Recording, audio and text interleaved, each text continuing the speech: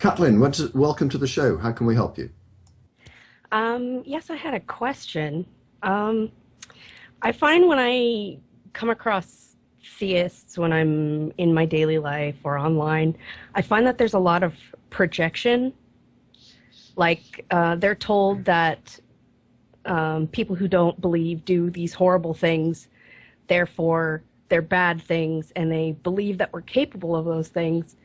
How can I counter that and make them see how ridiculous that is? Like, people think that we eat babies and stuff like that. Potholer. Okay, I did a video on this, and it was interesting to look at the statistics of belief in God in various countries. And of course, the United States came pretty much top of the list, but one of the lower ones on the list was countries like France and Sweden.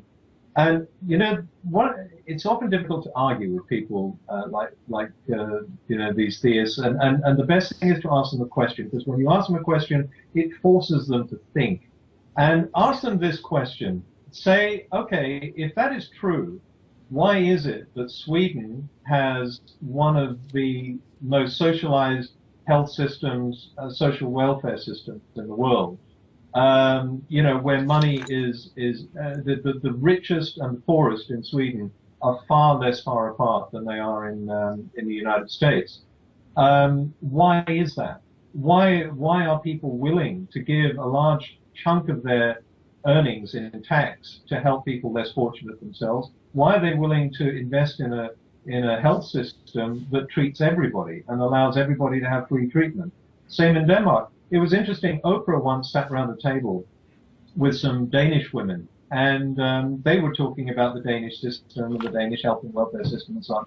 And Oprah was amazed that, you get sick in Denmark and you'll be treated for free. If you have a life-threatening illness, someone will take care of you. The government will take care of you for your entire life. Now, that might be a socialist system that Americans might not like, but they can't claim it's not altruistic. And one of the women at the table said to Oprah, "Aren't you amazed that we have this system and yet all of us are atheists?" And Oprah said, "Yeah, I don't understand that."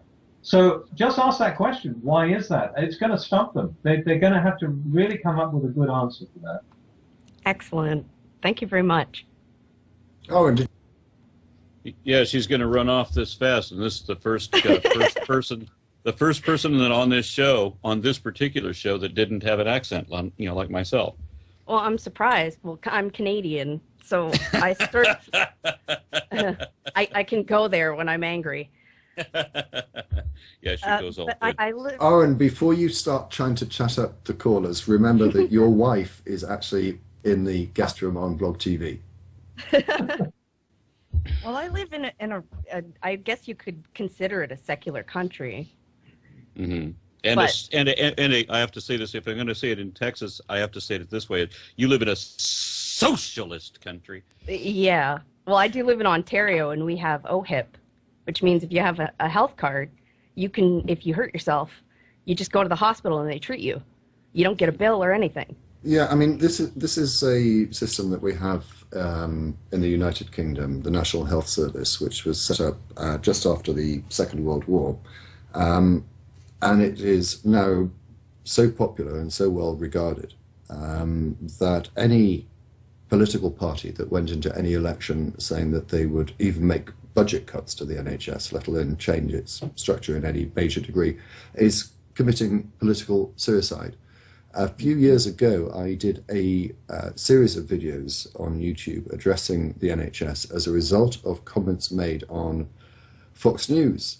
Sean Hannity made, in 30 seconds, made a whole claim of, a whole host of claims which were untrue, and it took me 5 videos to address each one of them. The fact is that, and again, this is building up on what Potholer said, we pay for it through our taxes. Per capita, we pay half of what an American would pay.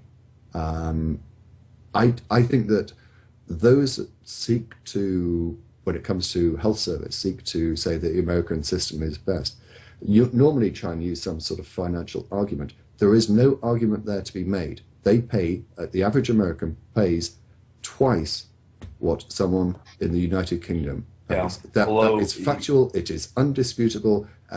There's your evidence. Show them that. I mean, in essence, it's just that you get this redundant overhead in the middle of the American system, which is the insurance companies. And it's And one all hell they of an do, overhead, Thunder. yeah, no. So you got this great big tier of people deciding or who gets treatment and who doesn't. And of course, they've got an incentive to refuse treatment, which of course they will do if they think they can get away with it. Well, And with Well, most the one thing I insurance recall places. about these video series was that in the post-war years, as I say, it was 1947 that the National Health Service effectively came into existence. Those that opposed it were the insurance companies and the doctors. And look who is opposing it now in America. It is the insurance companies and the doctors. And the reason is, as you say, Thunder, yeah. there is a huge load of money just being Yeah. siphoned out of the system to fill the pockets of the insurance companies and its employees and whatever. It's dead money. If that all of that money was plowed into the... Sorry, do go on. The insurance companies in America are a sort of multi-billion, trillion-dollar industry.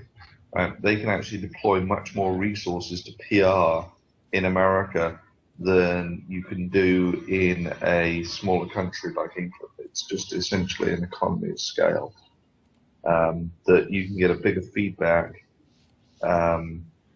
America spends more money on its healthcare, which means that when you come to change things, those who don't want to change have a bigger effective budget to spend on PR, which is, I think, the big problem with America. Undoubtedly. Kathleen, I do appreciate your avatar, by the way. Did you want to come back before we move on? I think I'd like to listen to you guys for longer than listen to myself talk. Well, that's very kind of you and very modest of you. Thank you very much indeed for the call. On that note, I'm going to throw something else in. It's not like you would go into a hospital and you would be automatically turned away if you can't pay. There are hospitals you can go to that are charity driven, so to speak, or that are run by donations from major foundations or what have you. And this is where you get a lot of the people that can't afford any kind of medical insurance or that don't have jobs and all like this. And so if you get an injury or you have a life-threatening illness there, you will go sit in a waiting room with 150 people where you will be there for 12 hours before somebody actually sees you. Hello? Hello, sir. Perfect. We actually already covered this a little bit when we were talking about the WordPress article, but I'd like to talk a bit about pseudoscience. Since the internet has sort of become a worldwide craze, pseudoscience has become a lot larger. An example I'll use is there was a few videos on what the 10th dimension looks like, and they go through, well, this is what the 10th dimension looks like. And everyone goes, oh, I get it now. That makes so much sense, but it's complete bogus. You can't visualize the 10th dimension. So the question I'd like to ask is, what should we be doing to combat pseudoscience, and how should we teach people to tell pseudoscience from real science? The only suggestion that I could make is that people have to nurture a culture of skepticism, of where you look at skeptical thought without criticism. And here in Texas, they're very much against that. They're very much about promoting imagination, and they think if you can't make up shit to believe, that it's not wonder. So I mean, there's the problem we have culturally, I think. I was going to go to Potholer, but he's left us for the He's momentarily vanished. Yeah. So I think rather than actually focus on educating everyone about everything, which is a very tough way of doing things, I would probably prioritize the ability to spot the big tobacco pseudoscience bullshit merchants or the snake oil salesmen, because these people do have fairly easy to spot properties. To an extent, they are scientific doppelgangers. they do try to emulate scientists as much as possible. Some of them are essentially so good that, you know, unless you're a scientist, you're not going to spot them. But with people like Moncton and the talks that they give, they're so wildly over the line that I think you should have a reasonable idea that these people aren't actually interested in the truth. Just on the properties of their delivery. And yeah, so I think, ironically, the first step is not, or the most effective step is teaching people how to spot bullshit merchants. I agree, and in fact, I would say the people that we should be targeting in terms of explaining science are not necessarily those who are so much wrapped up in pseudoscience that they don't even want to understand anything else. It's explaining it to rational people so that they can then pass that message on. Because often, even rational people who do accept science are not very good at explaining it to others. I think a lot of the time, I'm very glad that I can actually explain to people who accept science how this is best explained to people who don't accept science. Because, you know, understanding it is one thing, how to explain it is another. And I think that kind of word of mouth thing, you know, getting that around the internet is a powerful tool. Yeah, I got to throw something in on there too. I mean,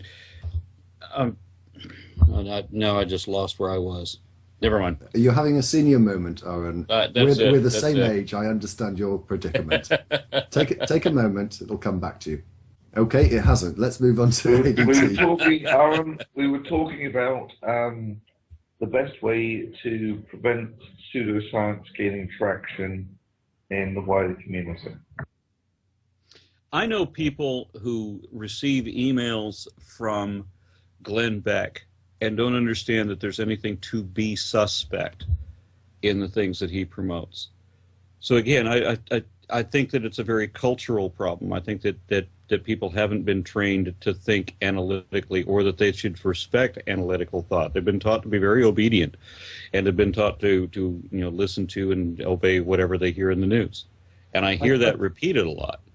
I think this is a subject that has come up time and time and time again on this show, and obviously elsewhere as well. And every time people say, oh, it's all down to education, if you teach the children correctly and blah, blah, blah. We've mentioned this, as I say, frequently. Nothing's changed.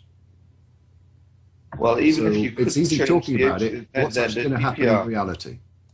Even if you could change the education system tomorrow, you're still looking at a sort of 40-year bleed through time before it becomes prevalent in wider society. Okay, let me pose the question a different way. We'll take everyone's view on this, if we may. Perhaps by nature, I'm somewhat of a pessimist. This sort of thing troubles me, as does a lot of other issues in global warming and overpopulation. But just stick with education. It seems that every move we see is counter to what we would actually want to see, and that leaves me, as I say, very pessimistic. Is there any optimism? Is there anyone on the panel that can give me some degree of optimism here? And it all went quiet. By nature, I'm an optimist, but I can't say that I'm very optimistic on this. I think the internet can be used as a force for good as well as evil, and I would hope there would be a resurgence. On the climate change thing, I am optimistic in the sense that I think once things tend to happen in waves. It was rather like the situation I was talking about governments. You know, you do get a government taking over, it's got popular appeal, then people get disillusioned and move in the opposite direction. And I think people do tend to. In the 60s, everybody in America was a socialist. Now everyone, follows Fox News, apparently. It's like, these things run in cycles. I'm just hoping that we will see the next cycle come along where people will be a bit more rational and maybe turn things around. But although I am an optimist, the GDPR, I probably have to share your pessimism on that one. Yeah, The thing also, sorry, Aaron. Hold on a second. After you, I go on, remember Aaron. my position. I remember my position. I mean, you're in Texas. You can't expect to have any kind of optimism for me, considering who my governor is. They want to make sure that children, they want to undermine education. They want to destroy the Department of Education. They don't want to have compulsory education. They don't want to have birth control. They don't want to have abortions. They don't want to have health care systems. They don't want to have Medicaid. They don't want to have affordable college. They want the children back in the workforce and producing babies as often as possible. They want to drive a huge difference between the elitist society and the uneducated masses who serve as the labor. Striving to be Mexico is what you're saying, right, Oren? Exactly. That's what they're trying to achieve. I have a solution. Aaron. Restore the Mason-Dixie line. Give the South its independence. You can move north, and then we will see the Dixie states all fester in their Bible-believing mythology, and the rest of the states can get on and start doing some proper science and some research and education. This is something that I've ranted about on videos and on blog TV for many years. My view is that those who are prepared to accept, embrace, and utilize all the benefits that science has given them, they shouldn't be allowed to teach creationism. On a recent podcast that Thunder and I were involved in, I actually said, Christians should have dog tags. And if they get run over in the street and the paramedics arrive and they see these dog tags saying, "Theist, take them to the nearest church," drop them on the steps of the church rather than wasting medical attention on them. And then you will very soon realize where their true faith is. And it is not in God, it's in doctors. But that's not a fair statement, because you have to remember that there are a lot of people here that have allowed their children to die horribly because they refused to offer medical care, because they really believe that, if you write a letter to Santa, that he will show up with some sort of herbalism that will save them.